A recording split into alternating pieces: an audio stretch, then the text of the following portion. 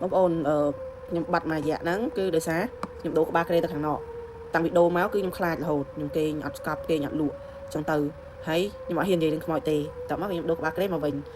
ហើយក៏អារម្មណ៍ខ្ញុំរបៀបចង់និយាយរឿងខ្មោចលេងខ្លាចដូចមុនហើយក៏មានអារម្មណ៍ថា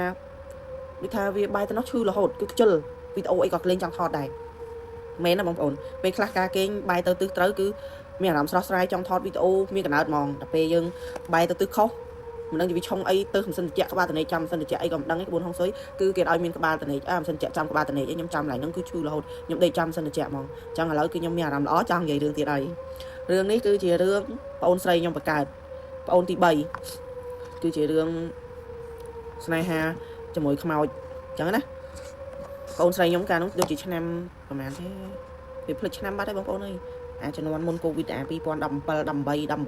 ហ្នឹងហើយ18 2018ហ្នឹងណាគ្នាទៅធ្វើការនៅបវត្តនៅឆ្ងាយអញ្ចឹងទៅក៏មានស្នេហាអញ្ចឹងទៅមានសង្សារថាសង្សារចាស់ថាហ្នឹងហើយដល់ពេលនេះមានបញ្ហាឆ្លោះគ្នា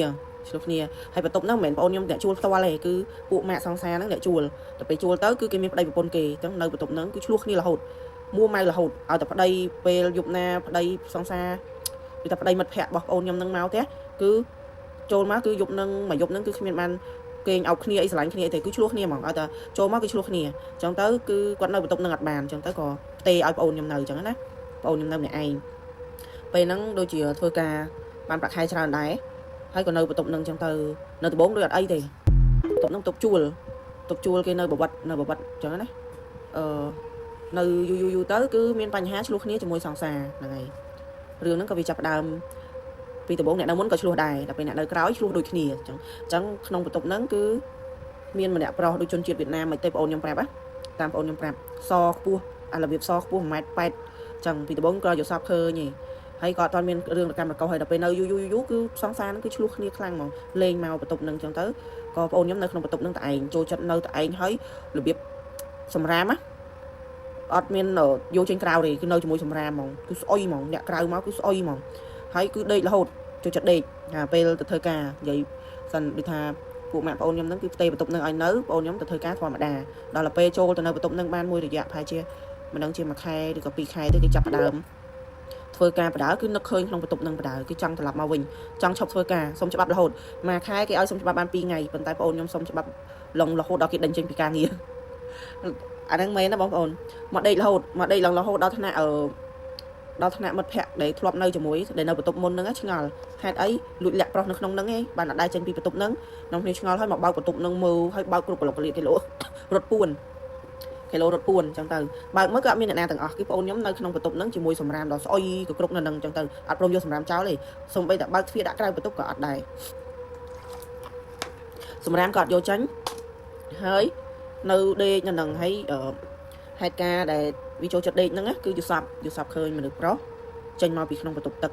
កគេថាស្លៀកលីអូហើយអត់ឲ្យឃើញមុខឯងឲ្យឃើញត្រឹមនេះឯងហើយវាស្អាតសហើយមានសិចពេកមានអីចឹងទៅមានធំខ្ពស់អីចឹងទៅហើយយូសបឃើញនាំទៅលេងនៅភពដូចថានៅកន្លែងណាដែលល្អស្អាតហើយសំបីតាពេលហ្នឹងគឺខ្ញុំនៅបំពេញសំបីតាអ្នកផ្ទះក៏មិនខ្ចីឆាតមករោក៏ទេទៅក៏មិនខ្ចីលើកគឺសង្ងំនៅក្នុងបន្ទប់ហ្នឹងរហូតអត់ព្រមចេញទៅណាទេធ្វើការយូរទៅគឺសុំមេគឺនិយាយទៅគេដេញចេញបដ ாய் ព្រោះអីពីដំបូងគឺមួយអាទិត្យអីឈប់2ដងឈប់3ដងអីចឹងទៅឈប់ពេករហូតដល់គេលេងឲ្យទៅធ្វើការក៏អត់ខ្វល់ទៀតគឺនៅសង្ងំក្នុងបន្ទប់ហ្នឹងដូចថាមានក្តីសុខហ្មងថាបានចូលបន្ទប់ហ្នឹងទៅមានក្តីសុខហ្មងបានដេកជួយចិត្តដេកហ្មងរហូតដល់ហ្នឹងហើយរហូតដល់អ្នកដែលនៅមុនហ្នឹងឆ្ងល់គេចូលមកឆែកឆេរបន្ទប់ហ្នឹងអស់ទៅអត់មានឃើញមនុស្សប្រុសអត់មានឃើញអីទាំងអស់មួយទៀតក៏គេត្រឡប់ទៅវិញដល់ពេលគេត្រឡប់ទៅវិញចឹងទៅក៏គេឆ្ងល់ថានីតានៅតែក្នុងបន្ទប់ហ្នឹងរហូតមូលហេតុអីខ្លាចសម្រាប់ខ្លួនចឹងណាដល់ពេលចឹងក៏ឲ្យសង្សារបងអូនខ្ញុំហ្នឹងមកឆែកមើលមកនាំមកបំពេញវិញតើបានផុតបងប្អូនកុំអីនៅសង្ងំក្នុងបន្ទប់ហ្នឹងគេនាំទៅឋានគេបាត់ដូចកាលខ្ញុំនិយាយរឿងខ្ញុំពីមុនចឹងណាបងប្អូនអាហ្នឹងចឹងគឺនៅកន្លែងណាដែលល្អគឺល្អនៅចំបន្ទប់គេហើយបវត្តហ្នឹងវានៅចិត្តវៀតណាមទៀតចឹងទៅព្រោះបងអូនខ្ញុំថាដូចជនជាតិវៀតណាមចឹងអ្នកប្រុសនៅក្នុងបន្ទប់ហ្នឹងគឺរបៀបថាចូលចិត្តមកដំបូងគឺរបៀបថាមកតាមយល់សពសិនតបមកគឺឲ្យយើងឃើញរបៀបអាលីវរបៀបយើងគេអត់តន់លក់អីប៉ុន្តែយើងឃើញបែបអាលីវបងប្អូនអាហ្នឹងចឹងគឺបែបមកលួងម្ដងតិចយូរគឺប្រលួងទៅសម្រាប់ខ្លួនមកហ្នឹងបងអូនខ្ញុំបាក់ទឹកចិត្តឡើយហ្នឹងដែរចឹងយើងពុំមានបញ្ហាមួយសង្សារមួយអីផងគឺ ហើយការងារក៏អស់អីក៏អស់គឺទៅហើយអញ្ចឹងបងប្អូនណាដែលមានដែលកំពុងតែជួបស្ថានភាពហ្នឹងឬក៏យល់សប្តិអីឃើញផ្លែកអីចឹងហើយកំពុងតែបាក់ទឹកចិត្តអីបងប្អូនឃើញវីដេអូហ្នឹងអីគឺប្រញាប់ចេញពីក្នុងបន្ទប់កុំសង្ងំនៅម្នាក់ឯងបងប្អូនគឺប្រយ័ត្នបងប្អូនគឺឥឡូវភាគច្រើនគឺពួកអមនុស្សហ្នឹងគឺវាប្រលួងមនុស្សយើងទៅឲ្យសម្រាប់ខ្លួនលោតទឹកឬក៏ចងកលេបថ្នាំអីគឺច្រើនមែនទែនបងប្អូនអញ្ចឹងបងប្អូនកុំឲ្យជួបរឿងអញ្ចឹងអ្នកខ្លះក៏ជៀសផុតទៅអ្នកខ្លះក៏ជៀសមិនផុតទៅក៏មានអ្នកនាំបងប្អូនអាហ្នឹងមានអ្នកនាំមែនបងប្អូនការស្នេហាគេហ្នឹងយើងមិនបាច់ចាំនិយាយទេណាពេលនិយាយទៅគឺវាដូចតាស្នេហាថ្មីថ្មោងអីចឹងទៅបងប្អូនខ្ញុំរំភើបដល់ថ្នាក់អត់ទៅធ្វើការសុខចិត្តគេដេញចេញក៏ដេញទៅមិនខ្វល់ហើយអត់ទៅហូបបាយអត់ទៅហូបទឹកគឺចង់ទៅនៅក្នុងបន្ទប់របៀបថាចង់ទៅនៅគេយល់សប្តិឲ្យគេមកញ៉ៃញ៉ៃចឹងណាហើយវាដូចតែប្តីប្រពន្ធដូចអីចឹងទៅបងប្អូនសម័យមើលខ្លួនឯងចឹងទៅបាច់ចាំខ្ញុំលំអិតទេណារឿងហ្នឹងរឿងប៉ិតបងប្អូនខ្ញុំបងប្អូនស្រីទី3បងប្អូនចឹងរឿងគឺចាប់ហើយមានតែប៉ុណ្្នឹងឯងបងប្អូនតើក្រោយពេលដែលបងប្អូនស្រីខ្ញុំមកពេញវិញក៏ឈប់ទៅឈប់ចឹងបានន័យថាក្នុងបន្ទប់ហ្នឹងគឺមានអ្នកនៅក្នុងបន្ទប់ហ្នឹងបន្ទប់ជួលហ្នឹងមិនដឹងថាអ្នកក្រោយហ្នឹងនៅបានដែរអត់ទេ